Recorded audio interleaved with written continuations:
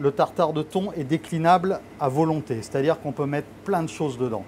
Des fruits, des légumes, de l'avocat, de la mangue, du citron vert, du combava, du gingembre, enfin c'est illimité.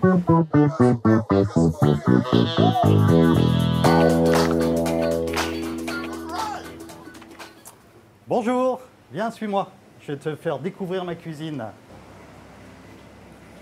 Je vais vous préparer un petit tartare de thon et huîtres fines de Clère. C'est un produit que j'ai à la carte et que nous allons servir ce soir pour nos hôtes qui vont pouvoir manger en chambre, en room service. On a du thon albacore, très beau thon que j'ai déjà taillé en petits cubes pour pouvoir faire le tartare.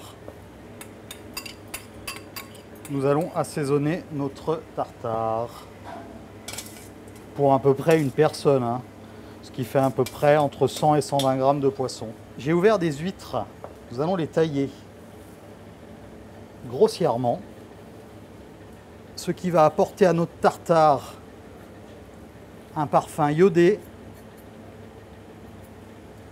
un petit peu de jus. Alors le tartare de thon, il faut bien l'assaisonner, il faut que ce soit bien salé, bien acidulé, mais il ne faut pas non plus trop en mettre, il ne faut pas que ça gâche le goût. Je mets 3 ou 4 ingrédients, pas plus. Un jus de citron, citron vert, citron jaune, vous prenez ce que vous voulez. Ça c'est un mélange de citron vert et citron jaune. Donc le citron va aider à cuire le poisson.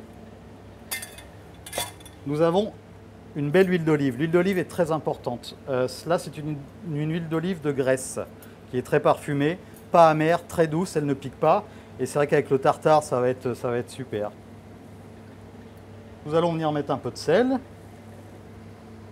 un petit peu de poivre, un petit peu d'échalotes ciselées, un petit peu de dés de tomate et un petit peu de persil et oignon vert. Et le tour est joué. Nous avons le parfum de l'huître qui va se mélanger avec le thon, les petits aromates, les herbes hachées. Vous voyez comment le thon commence à blanchir? Ça c'est l'effet du jus de citron sur le poisson. Donc nous avons vraiment un tartare prêt à être dégusté. Un petit emporte-pièce. On vient remplir délicatement avec le tartare de thon et huîtres.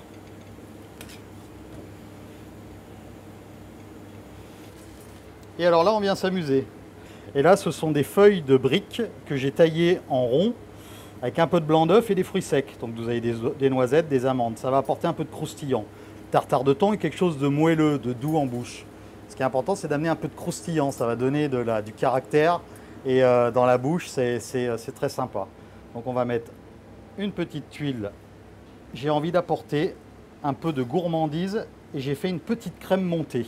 C'est une chantilly salée. Je vais l'aromatiser à la citronnelle et curcuma. Donc on prend 2 cuillères. Nous venons enrober à chaque fois notre cuillère pour former une quenelle.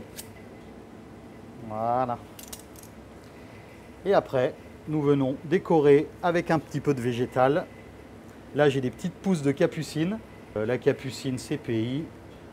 On en a dans tous les bons jardins des Hauts. Ça, c'est super. En goût, c'est un peu moutardé, c'est un peu fort, c'est chouette. Le tartare de thon est déclinable à volonté, c'est-à-dire qu'on peut mettre plein de choses dedans. Des fruits, des légumes, de l'avocat, de la mangue, du citron vert, du combava, du gingembre, enfin c'est illimité. On peut même faire des tartares de thon mélangés avec du foie gras, avec de la Saint-Jacques. Là, nous sommes partis sur de l'huître pour apporter vraiment ce goût iodé, mais c'est vraiment décliné à l'infini. Et voilà ce que je vais servir ce soir en room service. Et le plus important pour nous, c'est de continuer à cuisiner et à faire plaisir à nos clients.